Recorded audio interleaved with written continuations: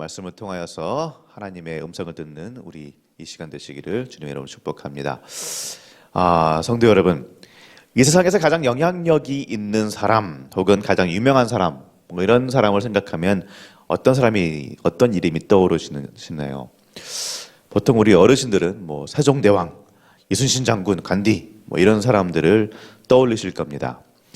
요즘 젊은이들은 뭐 워렌 버핏, 뭐 빌 게이츠, 일론 머스크 이런 돈이 뭐 많은 사람들, 혹은 요즘에는 유튜버들이 그렇게 유명하고 인기가 많죠. 그렇게 영향력이 있는 유튜버들, 뭐 요즘엔 연예인들도 다 유튜브 나와가지고 방송하고 있으니까요. 그런 사람들을 생각하기도 합니다. 무엇이 이 사람들을 그렇게 유명하고 영향력이 있는 사람들로 만들었을까요?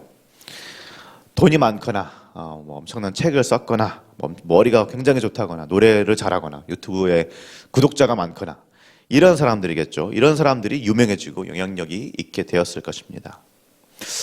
그런데 우리 예수님, 우리 주인이신 예수님은 어떠셨나요? 분명 워렌 버핏이니 빌 게이츠니 이런 사람들하고 비교할 수 없는 만큼 유명하신 분이고 영향력이 있는 분이 맞습니다.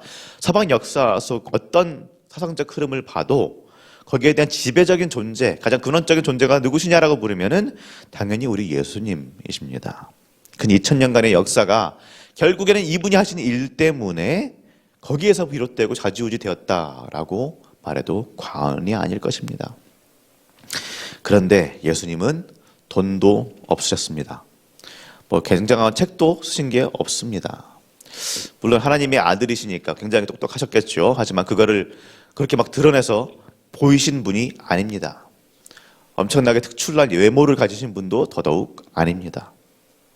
그리고 그분은 뭔가 자기의 이름을 드러내려고 유명해지려고 노력하신 분이 절대로 아니시죠. 아니, 오히려 자기의 인기에 해가 될 일들만 골라서 하셨습니다. 지난주 설교 때도 말씀드렸지만은 나병 환자의 몸에 손을 왜 댈까요? 본인의 인기를 다 잡아먹는 일입니다. 굳이 세리인, 인기 없는 그 세리인 악한 삭개오의 집에 왜 들어갈까요? 본인의 인기를 생각했으면 하면은 안 될 일입니다.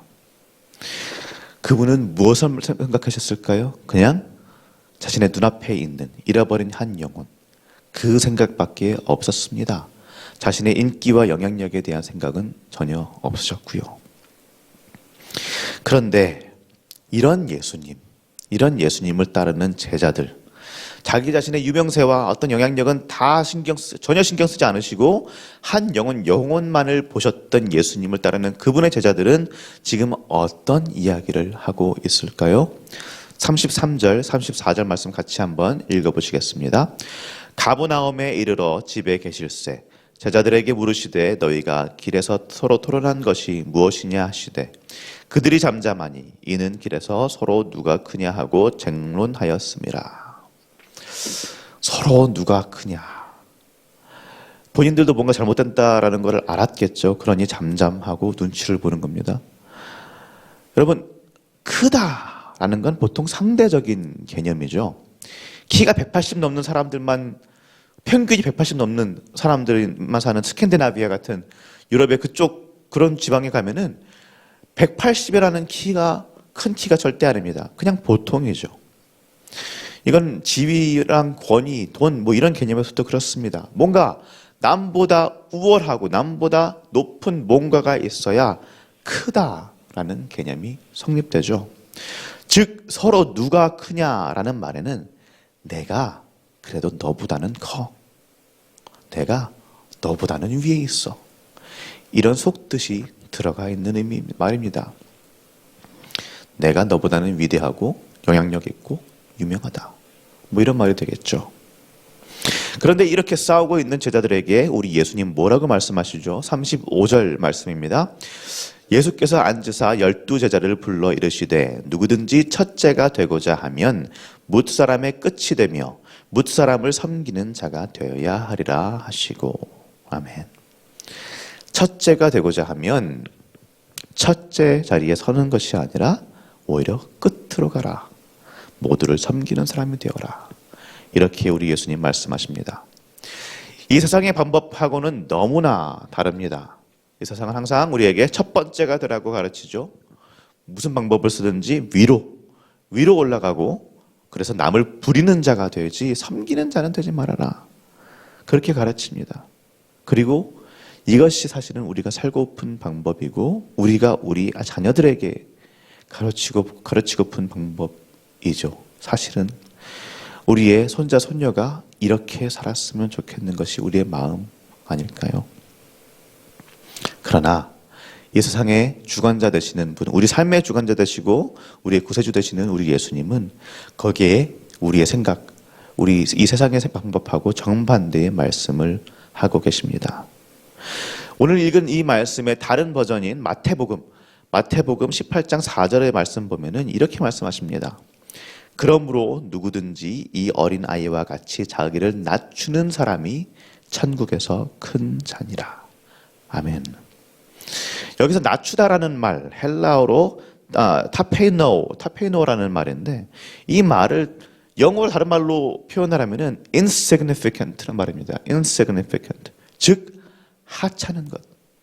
significant, 중요한. insignificant 하면은 중요하지 않은 하찮은 것이란 말입니다. 예수님 시대의 아이들은 하찮은 것으로 인식되었습니다. 사랑하지 않았다는 얘기가 아니라 그 말을 그나마 들을 필요도 없고 굳이 인식하지 않아도 되는 그냥 insignificant, 하찮은 것. 그런데 예수님은 제자들에게 그리고 제자들을 통하여서 우리에게 오늘 우리가 아이들 같은 즉 하찮은 존재들이 되어야 한다라고 말씀하십니다. 하찮은 사람들, 아무것도 아닌 것 같은 사람들. 그리고 하나님의 나라가 천국의 누구의 것이라고요? 다시 한번 마태복음 18장 4절의 말씀입니다. 이 어린아이와 같이 자기를 낮추는 사람이 천국에서 큰 자니라. 어린아이와 같이 자기를 낮추는 사람, 하찮은 것처럼 되는 사람. 우리에게 너무나도 힘든 일입니다. 어려운 일입니다. 우리는 대접받는 걸 좋아하는 사람들입니다. 아무리 힘들고 어렵고 내 처지가 아무리 낮아도 야 그래도 너보다는 낫다. 그래도 너보다는 내가 괜찮다. 그래도 저 사람보다는 내가 상태가 좋아. 이렇게 말할 수 있기를 바라는 것이 우리들입니다. 내가 그래도 목사인데, 내가 그래도 장로인데, 내가 그래도 권사인데 이렇게 대접받으면 안 되지. 이렇게 생각하고 이렇게 주장하고 싶은 것이 우리입니다. 저도 그렇고요. 그러나 오늘 우리에게 주시는 예수님의 말씀처럼 말씀을 들여다보면은 우리가 우리의 것을 그렇게 주장할 것이 아니라 내가 남보다 크고 높은 것을 주장할 것이 아니라 우리가 정말 하찮은 사람처럼 정말 아무것도 아닌 무익한 종인 것을 인식하고 생각하고 그렇게 우리가 우리 자신을 낮출 수 있기를 우리 주 예수 그리스도의 이름으로 간구합니다. 우리 예수님도 그러셨잖아요. 그렇죠? 우리를 위하여서 정말로 하찮은 것이 되어주셨습니다. 천한 것이 되셨습니다. 그 무엇보다도 가장 고귀한 분이었음에도 불구하고 우리를 위하여서 낮아질 대로 낮아지셨습니다.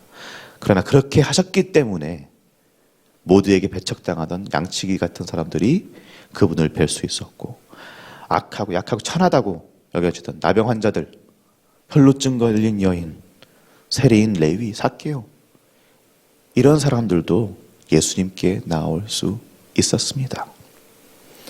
우리 모두도 그분을 따른 제자들인 우리도 그리 되어야 할 것인 줄로 믿습니다. 우리 시온교회가 이런 하찮은 사람들로 가득 찬 교회가 되기를 바랍니다. 내가 목사이지만, 내가 장로이지만, 권사이지만, 안수집사이지만, 재직이지만 그 자리를 내가 마땅히 누려야 할 어떤 것으로 생각하는 것이 아니라 그냥 마치 일기 하찮은 사람처럼 어린 아이처럼 남을 높여주고 세워주고 또 그렇게 되는 우리 서로를 영접해 줄 수 있는 그런 우리가 되기를 기도합니다. 우리가 그렇게 할 때에 하나님은 우리를 높이실 것입니다. 영광의 자리로 초대하실 것입니다. 그리고 이 교회를 하나님의 나라로 만들어가 주실 줄로 믿습니다. 이제 말씀을 생각하며 기도하실 텐데요.